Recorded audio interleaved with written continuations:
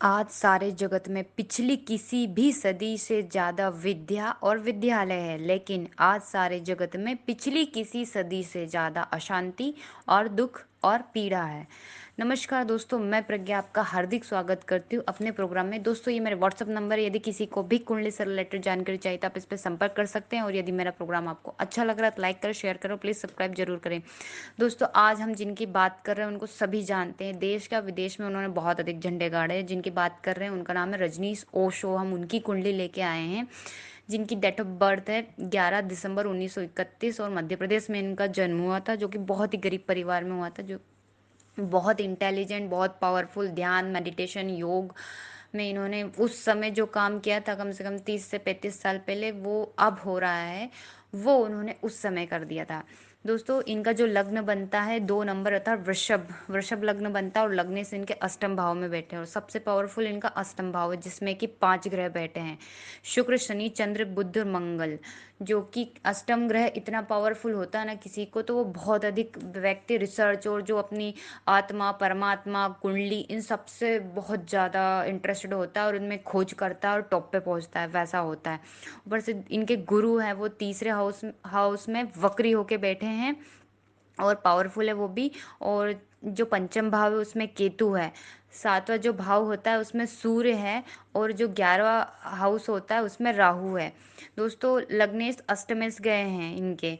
तो और दूसरी बात, नवमांश में भी इनको जो वैसे यहाँ पे संन्यास योग बन रहा है, 5 ग्रह एक साथ बैठे हैं, और इसकी प्रबलता तब हो जाती है जब जो संन्यास योग कब बनता है, जब 10वें से रिलेशन बना लेता है। तो इनके जो दशमेश बनते हैं वो शनि बनते हैं और अष्टम में जाके बैठे हैं शुक्र के साथ। तो ये होगा, इसके साथ में इनको नवमांश में भी मुनि योग बन रहा है, जो कि शुक्र और शनि चंद्र से बनता है। और दोस्तों, ये अपने समय में टॉप पर थे उस समय। मतलब इनका देश में इतना नहीं चला, पर विदेश में इन्होंने इतने झंडे गाड़े ना। 19 रोल्स रॉयल उस समय इनके पास थी, जब अमूमन नॉर्मल लोग जीते थे। और दोस्तों, ये इनकी आत्मा है वो कहाँ पे, तो अष्टम में। मतलब इन आत्मा से परे की चीज़ें, गुप्त रिसर्च पावर, इन्होंने बहुत ज़्यादा उस पर काम किया। इनकी बुक्स काफ़ी काफ़ी ज़्यादा बहुत अच्छी हैं, और कुछ कुछ बुक्स को छोड़ दो तो बाकी बहुत ज़्यादा बहुत अच्छी है।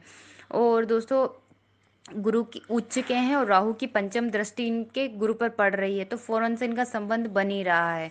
इसीलिए दोस्तों, जब इनको राहु की दशा आई, महादशा आई थी, तब ये टॉप पे चले गए थे और फौरन थे।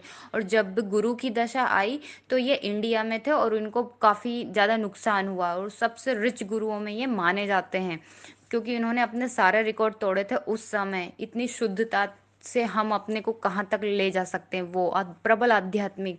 क्योंकि नवमांश में भी इनके जो गुरु है नवम भाव में केतु के साथ बैठे हुए हैं, तो बहुत अच्छा है मोक्ष के लिए। जिसके हम बात करते हैं ना, तो दोनों गुरु एक साथ ही हो गए इनको। ऐसे थोड़ा हेल्थ से रिलेटेड प्रॉब्लम इनको काफ़ी रहा है।